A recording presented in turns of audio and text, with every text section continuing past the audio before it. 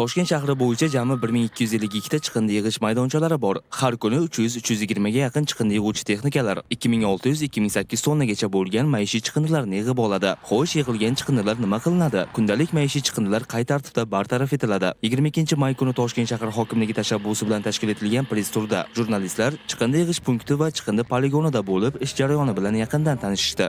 Toshkent shahar hokimligi raqamli rivojlanish departamenti maxsus trans ishlab chiqarish boshqarmasi davlat korxonasi bilan hamkorlikda yangi tizimni ishlab chiqdi. Ushbu yangicha yondashuv chiqindilarni yig'ish va olib chiqib ketish jarayonini avtomatlashtirishga qaratilgan. Dastlab jurnalistlar ushbu tizim bilan yaqindan tanishtirildi. Biz ayni damda raqamli rivojlantirish departamentidamiz. Bu yerdan turib chiqindi tashuvchi texnikalar yuk miqdori va yoqilg'i sarfini real vaqt rejimida kuzatib borish mumkin. Shuningdek, bizga ma'lum qilinishicha, poytaxtda 1200 ta kamera o'rnatilgan. Ular belgilanmagan joyga chiqindi tashlagan fuqarolarni aniqlaydi. Face ID orqali esa ularning shaxsiga aniqlik kiritiladi. Oxirgi 6 oy ichida 128 mingdan ortiq fuqarolar qoida buzgani aniqlangan va 28 mingdan ortig'iga ma'muriy bayonnoma tuzilgan. Biza ko'p qavatli uylarni 3 oy davomida 300 metr radiusda MSPlar, ya'ni maxsus trans chiqindi xonalarini xatlov o'tkazdik. Xatlov o'tkazish natijasida 1000 taga yaqin maxsus trans chiqindi xonalari borligi aniqlanadi. Toshkent shahrida 2 turda konteynerlar mavjud, ya'ni 700 litrlik va 1100 litrlik konteynerlarimiz mavjud. Shular 1547 tonnadan 2064 tonnaga oshirdik. Hajmi oshish natijasida texnika o'z vaqtida borish ta'minlandi hamda ko'chada qolib ketadigan chiqindilar o'z vaqtida maxsus trans chiqindi mashinalar tomonidan olib ketilishi ta'minlandi.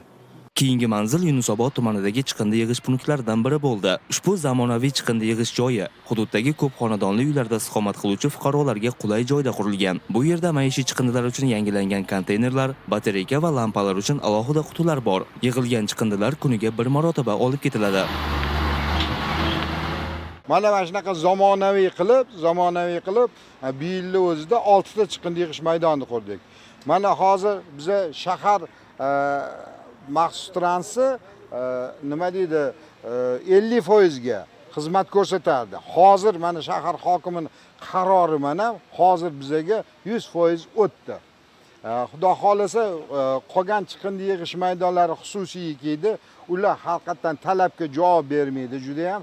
Mana shunaqa zamonaviy qurishga nima deydi biza hozir planlashtirdik. Chiqindi yig'ish maydonlarini har biriga nima deydi kameralar qo'ygan biza. Har bir texnikamizga GPS rusumlari qo'yilgan. Bu nazoratni olib turamiz. Butun poytaxt bo'ylab chiqindi yig'ish punktlaridan olib ketilgan chiqindilar Yunusobod, Yashnobod va Yakkasaroy tumanlarida faoliyat yuritayotgan chiqindilarni qayta yuklash stansiyalariga olib kelinadi. Bu yerda maxsus tarozida tortilib, alohida konteynerga qayta yuklanadi. Jarayon 40 daqiqa davom etadi. Qayta yuklash quvvati esa sutkasiga 1250-1400 tonna. Bu chiqindilarni qayta yuklash stansiyasi 2004-yilda qurilgan va 600 tonna kunlik chiqindilarni qabul qilishga mo'ljallangan bo'lgan. Ammo 2018-yilga rekonstruksiyadan so'ng kunlik chiqindilarni qabul qilish quvvati 1000 tonnagacha oshirilgan. Yunusobod tuman chiqindilarni qayta ishlash va utilizatsiya qilish filialining umumiy maydoni 1.16 gektar. Bu yerda 27 nafar ishchi mehnat qiladi. Poytaxtdagi 3 ta qayta yuklash stansiyasiga olib kelingan chiqindilar markazlashgan yuk tashish avtokolonnasi bo'limi maxsus texnikalari orqali 17 tonnalik silindr shaklidagi konteynerlarda Toshkent viloyati Ohangaron tumanida joylashgan shahar chiqindixonasi poligoniga olib boriladi. Ushbu yangi chiqindi poligoni 30-191 gektar hududda joylashgan. Bu yerda 3 ta asosiy kotlovan qurilgan. Poligon 12 yilga mo'ljallangan. Bu poligonimizni yagona O'rta Osiyoda hozir bu faqat bizda Toshkentda shunaqa poligon qilingan. Uning umumiy narxi 17 million dollar. U Osiyo taraqqiyot banki hisobiga qurilgan.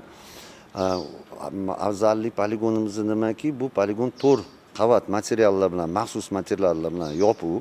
Umuman hech qanaqa yerlarga zarar keltirmaydi. Undan tashqari ko'rgan bo'lsanglar, mana bitta trubalar chiqib turgan, u trubalar bizni kelajakda ko'tarib turamiz. 4-5 yildan keyin o'sha trubalardan metan gazni olishga imkoniyatimiz bo'ladi. Poligon hududida 1,5 kilometr uzunlikdagi sug'orish quvurlari va 350 dona suv purkagichlar o'rnatilgan. Shuningdek, poligon atrofida 2000 dan ortiq terak va 200 tutdan ortiq archa ko'chatlari ekilishi reja qilingan.